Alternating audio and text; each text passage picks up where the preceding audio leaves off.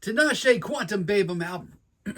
Tinashe Quantum Baby album review. Let's chat about it. Hey friends, what's going on? John here from What's Spinning here tonight to chat about this seventh studio album from California-based R&B singer-songwriter Tinashe. She's been at it for years, and as far as a lot of her discography goes, I'm gonna be brutally honest with y'all. I've been on the fence with it. Her studio full-length debut, Aquarius. I thought this thing had a lot of pretty cool moments. A lot of the singles on this thing, they go pretty hard. I definitely got the hype there.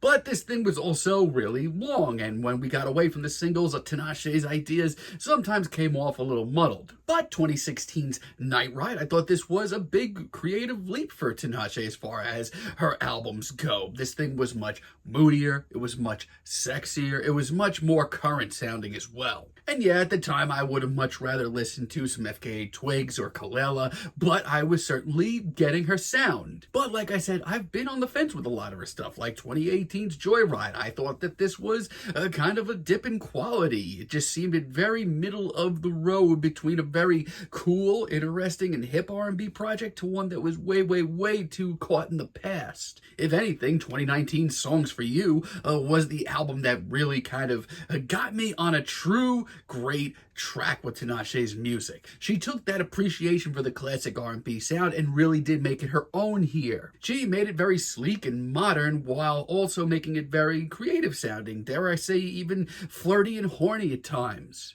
But my thoughts on her music fluctuated again with the 333 album she dropped a few years ago. There were some okay moments. I mean, the atmosphere of this album is very summery, very light, but I felt like this was some of her weakest songwriting in a while. But last year's BB Angel, I really did love this thing. It was short, only about 20 minutes. Now, leading up to this thing, there's been a lot of hype here. The Nasty single, I mean, it's a hell of a track. It's been a sort of sleeper hit for a track of the summer, and this album, much like her last record, is definitely her going in a much more creative and consistent path. The Tinashe No Simulation intro, this thing is short, it is sweet, but it really does a great job of getting me hyped. Tinashe's performance is super sweet, but also very hip and really just easy on the ears. It's light, it's playful, it's definitely a little frisky too, most of this album is, but it does exactly what it needs to. It ushers in the sound of this record super quick and really makes me want more. Getting No Sleep, this track was a single. At first I really wasn't that hyped on it, but it is really well done. It's a nocturnal, slick, late night banger.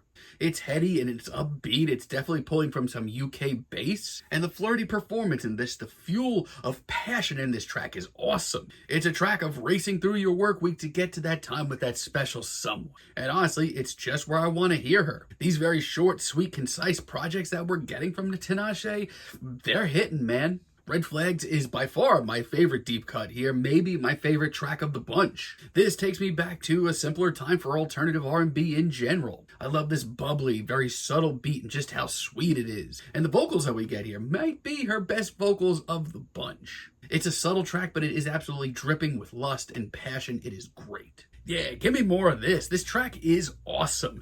Most of this record is really promising for her sound. I mean, she is just getting so creative and concise and sounding just really charismatic. Once again, this is only about 8 tracks, 22 minutes. And honestly, she comes pretty damn close to putting out her best project. But we do have a couple of tracks here where the songwriting dips. Definitely thirsty. And it sucks because I do really love this moody, gloomy, bass-heavy beat. It's a vibe for sure, a sweaty and sexy one. But from a songwriting stance, compared to the rest of this record, this is just really phoned in sounding. Plus, I mean, this is a very short record, and this is the longest cut here at 3 minutes and 40 seconds. It drags. And No Broke Boys, I think, is the worst track here. From a beat and production stance, I mean, this just should have been left on the shelf entirely. And like I said, this entire project is very flirty, but this is the first time that it's come off annoying. I mean, that hook, whew, that is rough. Overall, though, this is very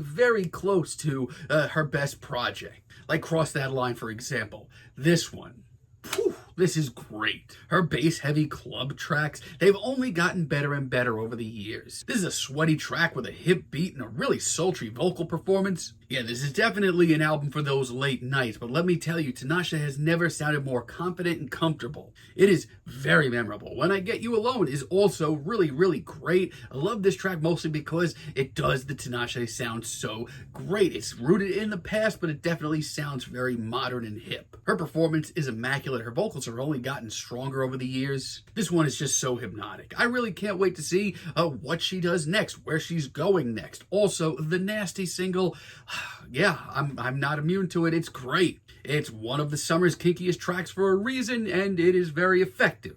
This beat is absolute money, the very sweaty, sexy energy of this track. I mean, Tinashe just sounds so good here. There's a reason that this track took off the way it did. It is incredibly memorable. A lot of the material here is, yeah, it's another very short and sweet and concise and consistent album from Tinashe. One of her better ones, actually. This, creative streak that she's been on between this year and last year, it excites me, honestly. It makes me want to see where she goes next. For the first time in a while, I don't really have reservations with her music going into the future. Really solid stuff here. I'm feeling a very strong 7 on this record, but let me know what you all think down below. If you like the video, be sure to give us a like, give us a subscribe, and let me know down below what you would like for me to chat about in the future. And until next time, have a great day, friends.